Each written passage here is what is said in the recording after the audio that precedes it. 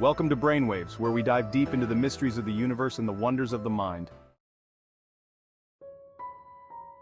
Today, let's explore something that has baffled scientists, philosophers, and dreamers alike: the concept of parallel universes.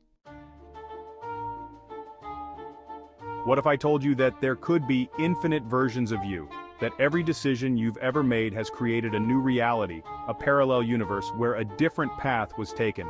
In one universe, you might have decided to become a musician, and in another, maybe a world traveler. The possibilities are endless.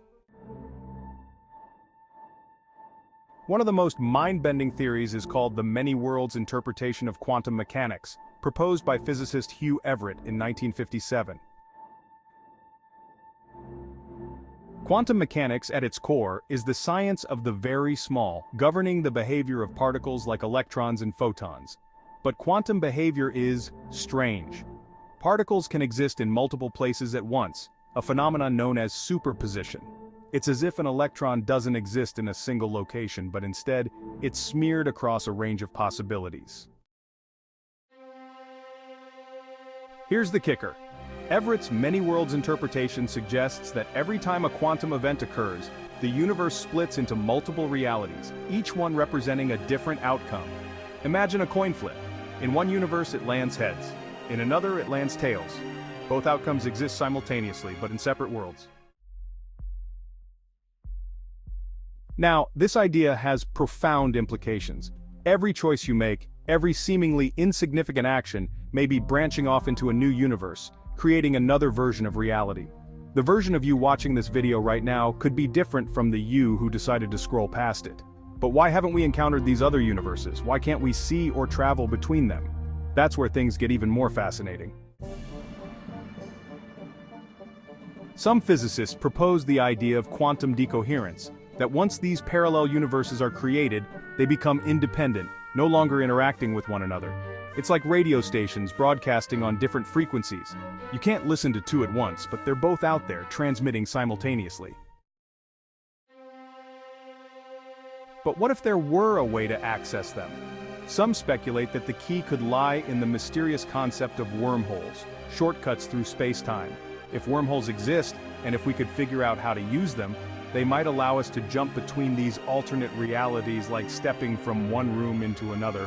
And here's where things get really mind-bending. There's a theory known as the multiverse hypothesis that suggests our universe is just one bubble in a vast cosmic sea of universes, each bubble containing its own set of laws, dimensions, and realities. Some might be nearly identical to ours, while others could be vastly different. Entire universes where the laws of physics don't apply the way they do here, where gravity could be stronger, time could flow backward, or entire galaxies could blink in and out of existence in the blink of an eye.